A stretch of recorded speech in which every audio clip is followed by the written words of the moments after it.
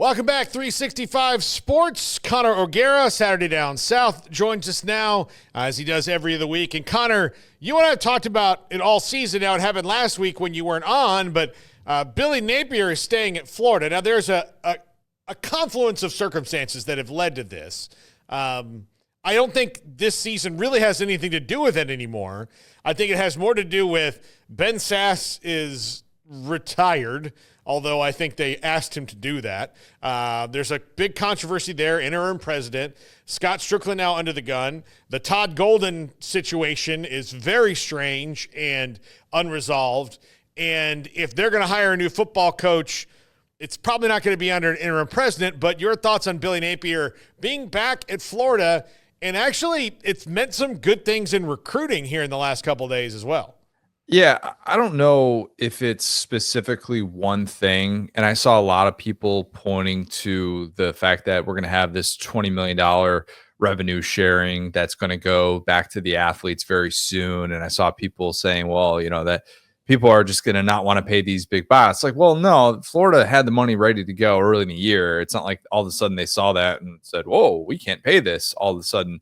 No, I think they were ready to go. They were ready to make a decision on that if it had continued. Now, Florida was a better football team in the month of October. They've since been hit by a lot of injuries, and they're just not necessarily able to stay on the field with contenders in the way that they were probably during that stretch. But I think that there is a desire to not want to be the program that just continues to fire coaches. I think there is a strong desire from whoever's making those decisions, which I don't believe is strictly in the hands of Scott Strickland.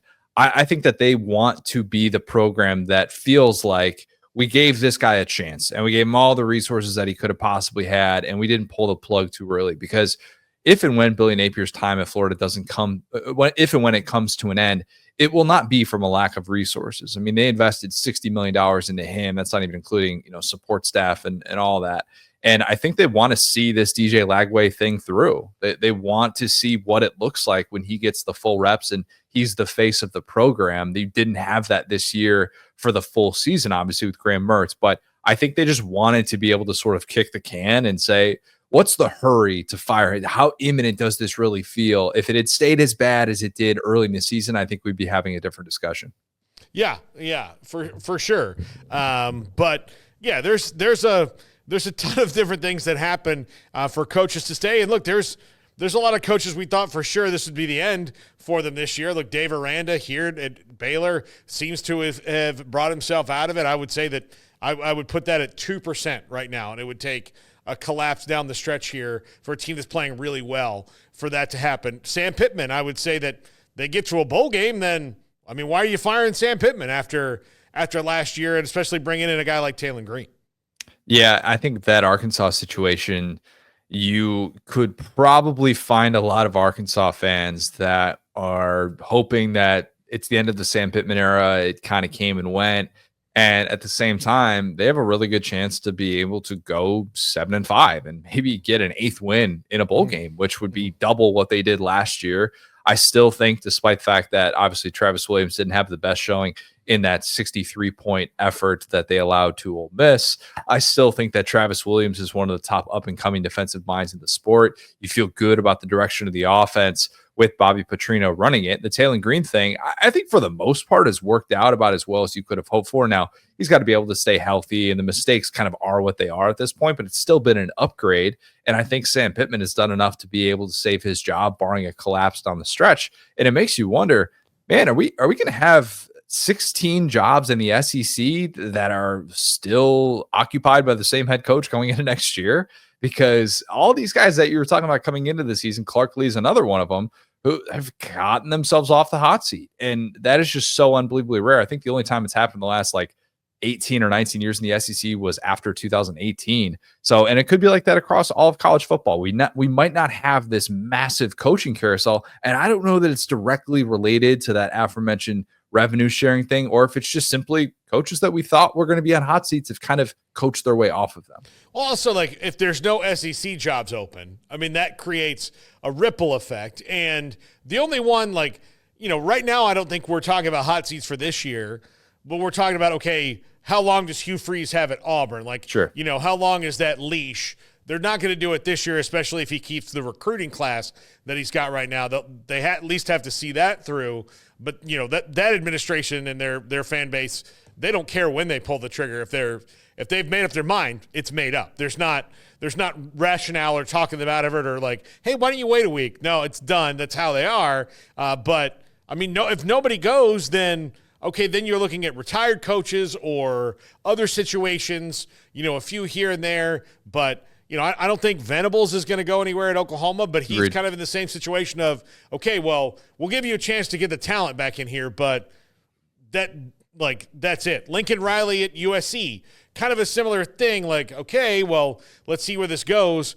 Now, I wouldn't be surprised to see him, kick the tires on an NFL job right now and see if he can hop that way so he can avoid whatever's going to happen at USC, but again, where are we looking outside of coaches that may retire like Mac Brown?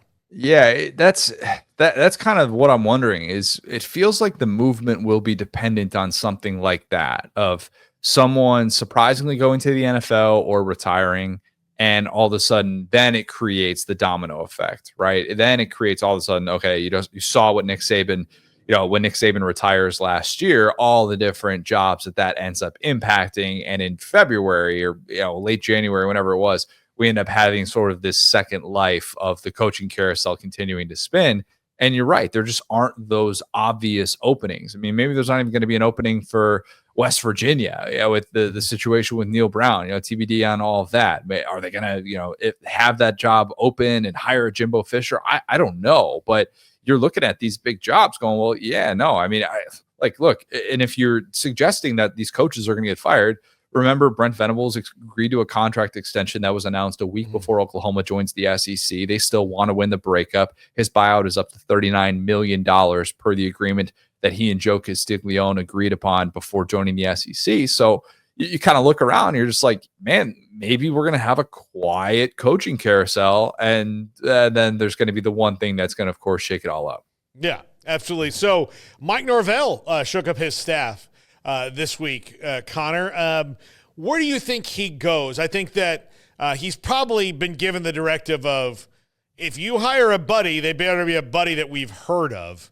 I think that this is, and he even said, look, all possibilities are there, but he's going to have to take at least a couple big swings on that staff. Yeah, it'll be interesting to see if they go after someone like a Kirby Moore at Mizzou, someone that I think even Mizzou fans have sort of accepted. There's a very good possibility that their offensive coordinator's gone after his second season there. Totally overhauled that offense last year in what was Eli Drinkowitz's first season having an offensive play caller. He'd be a really interesting candidate. Mike Shanahan is another one to keep in mind, the Indiana offensive coordinator who could be in line for the Broyles Award.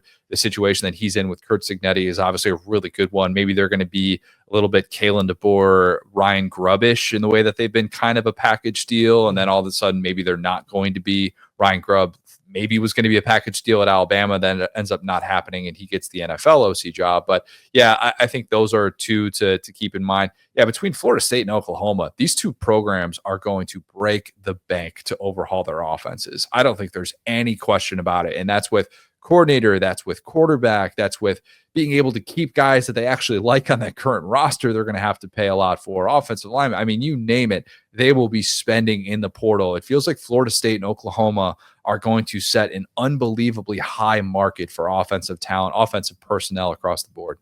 Yeah, I said earlier in the week that Florida State's follow-up is a worse sequel than Godfather 3. The more I think about it, it's Caddyshack 2. It's even worse than that. It's bad, man. It's bad. Everything's wrong. In the SEC this week, if Brady Cook was healthy, I could get behind the excitement of South Carolina and Mizzou. And I know that Mizzou beat Oklahoma last week, but South Carolina quietly is the little underdog story outside of Vanderbilt of the SEC this year. And everybody was wondering when Shane Beamer was going to kind of put it together. It looks like he has this year. This is a pretty good team. If they seem to really, if they don't beat themselves, they're one of the toughest outs in the country. It's the best team he's had. It is. And, I think that For South Carolina, this, talk about coaches that have kind of coached their way off of the hot seat. Let's not forget Ray Tanner, the AD at South Carolina, steps down first week of September. It's never good when all of a sudden you have a new boss and somebody that could be try and make their stamp. There's no bigger stamp to make as an athletic director in the Southeastern Conference than hiring your own football coach. So Shane Beamer, he's been around this business long enough to know that 5-7 probably wasn't going to be good enough if he wanted to run it back. And they overhauled that defense, the defensive line with Dylan Stewart, the 5-star true freshman, and then Kyle Kennard, the Georgia Tech transfer, who's just been brilliant for that group and being able to rush the passer. And you're right. They just have an equalizer with that defensive line. It just changes what you can do. And while that's been the constant of this team, what has developed since these guys have gotten healthy is now they finally have an offensive identity with Lenora Sellers and Rocket Sanders. The 1-2 punch that they've been able to develop has been phenomenal. And so you look at this matchup against Mizzou, albeit against a Mizzou team that has owned South Carolina, 5 consecutive wins in this matchup. Eli Drinkwitz has never lost to South Carolina. You still look at it and go, well, this should favor South Carolina. There's a reason why they're nearly a 2-touchdown favorite in this one. And because of what we've seen from them as of late against A&M and last week against Vandy, you would think that would favor the Gamecocks. Really big spot. They haven't won a game as an AP top 25 team against an AP top 25 team since 2014. So this is a huge, huge spot and a nice opportunity for them to be able to kind of finish the season strong. What are your thoughts on LSU after the last? I mean, they've lost to A&M, they've lost to Alabama. It looked like they've had the most topsy-turvy season this year, and now they're on the outside looking into the playoff. Don't think they're going to get in. Like, even with maybe a 3-loss SEC team gets in, it would not be them if there is. What do you think Brian Kelly has to do in the lab to get them pointed in the right direction, especially right now that he might have to pay $11 million to keep his quarterback recruit? Goodness gracious. Yeah. The Bryce Underwood thing is just one layer of this whole deal with LSU, and the fact that it's, coinciding with this free fall as of the last couple of games. Certainly the timing and the vibes are not good. Fake Mike the Tiger could not save LSU against Alabama last Saturday night, man. It's unbelievable to watch this 180 because, I think you could point to 2 different areas and really see it. I in the middle of that game against A&M, I'm singing Blake Baker's praises. I'm saying this guy needs to be up for the Broyles Award. That's why you pay $2.5 million to go out and hire someone like that and to overhaul your defense. Well, I mean, what they have done since Marcel Reed stepped on the field in College Station is just stunning. They have allowed quarterbacks, Jalen Milroe and Marcel Reed, to average 11.8 yards per carry. I think it's 247 rushing yards on 21 carries and 7 rushing touchdowns for quarterbacks alone. 10 rushing touchdowns total in 5.5 quarters of football. I mean, it's absurd to realize that this group was looking like, man, they're really coming into their own. They're one of the better defenses in the SEC. Now they're a total doormat. And on the offensive side, Garrett Nussmeier's regressed. I mean, let's call it what it is. It's great that he has those tackles to be able to protect him. And he's got maybe 2 future offensive tackles who will be selected in the first round of the NFL draft. But the reality is he has gone into some places where it feels like he's seeing ghosts. And it feels like this is a guy that lacks the confidence that he had down the stretch against Ole Miss, where he looked unflappable. And he looked like this guy that could shake off anything. And now he looks like a guy that's legitimately rattled. And you kind of wonder where his head is going to be at down the stretch. He looks like a guy that was sneaking into that first round conversation in the NFL draft to all of a sudden being a guy like, man, I think he's got to come back to school. And does LSU want him to come back to school? It's very, very quickly that things have changed for this LSU team. Yeah, Garrett, our producer, is over there. Yeah, thanks, Connor. Sorry, man. My co-host Will Ogburn is a diehard LSU fan. He was there in the building on Saturday night. I think he had a better chance of being able to tackle a ball carrier than any of those LSU defenders, and he's feeling it right now too. So I can commiserate with you on that. Yeah, Tennessee and Georgia, the big one this week. If Georgia loses, are they out of the playoff for sure? I think so. And I think the way that they lost to Ole Miss changed that conversation. Mm-hmm. To me, if we had been sitting here talking about Georgia at 9-3 and they lost 3 nail-biter games to respected top 10, top 12 playoff type teams, it's different. It's just different the way that we would have been talking about it and saying, man, this schedule is just so heads and shoulders above all the other contenders that we're going to give them the benefit of the doubt. they're sitting there right now as the first team out because yes, they are number 12, but SMU or not SMU, but Boise State would be in as the top ranked group of 5 conference champ. So this is now a situation for Georgia where you have to treat this as a must-win game. I don't want to hear from Georgia fans if they're 9-3 with a blowout loss to Ole Miss and then they lose to Tennessee in consecutive weeks. I don't want to hear from Georgia fans after beating Georgia Tech. Oh yeah, we deserve to get in at 9-3 because we had the most difficult schedule.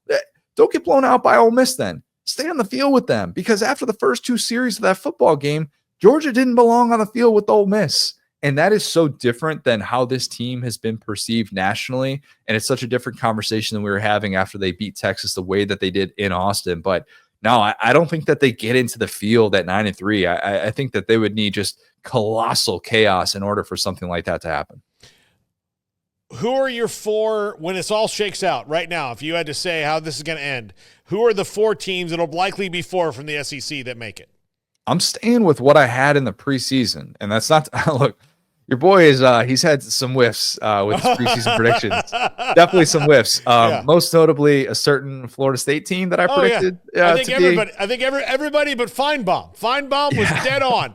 Everybody else, we whiffed bad. Right. Look, I had Oklahoma State winning the Big 12. Okay, that was big old whiff on that one. Yeah. Look, I'm an Indiana grad. There's no way on God's green earth that I would have had Indiana even smelling the college football playoff. But yeah, here we stand. Look, I would go with the 4 that I originally had, which was Texas, Georgia, Alabama, and Ole Miss. Those were the 4 teams coming into the season that I thought they had enough to be able to get into the college football playoff with pedigree, with the strengths and the lack of weaknesses we thought that they had. I looked at teams like Mizzou, and I kind of wondered, defensively, too much turnover. I realized the schedule is favorable, but now we're talking about Mizzou, and Eli Drinkwitz is getting laughed out of the room for the idea that a 10-2 team could still go to the college football playoff because of the way that they've lost those games to Alabama and Texas A&M. And you kind of look at Tennessee at 10-2 going, man, if they lose to Georgia, I think the selection committee, by moving Indiana and BYU ahead of Tennessee after all of them kind of had ho-hum victories, not necessarily move the needle wins, I think that's telling. And I think Tennessee would be in a really tough spot with the teams they would lack the head-to-head against. So, yeah, I'm kind of looking at those 4 thinking they have the most likely path. A&M obviously still very much in the mix. If they beat Texas, I think there's no question Texas A&M will make the field. But yeah, it's shaping up for just a cluster of 10-2 teams that the selection committee is going to have to figure out who in the world deserves to be able to get into the field from the SEC. Connor O'Gara, Saturday Down South, one of our favorites every other week with us here on 365 Sports. Connor, have a great week, everybody. Thanks, Ben. You too. All right, there we go. That's Connor O'Gara. This is 365 Sports. We're back after this.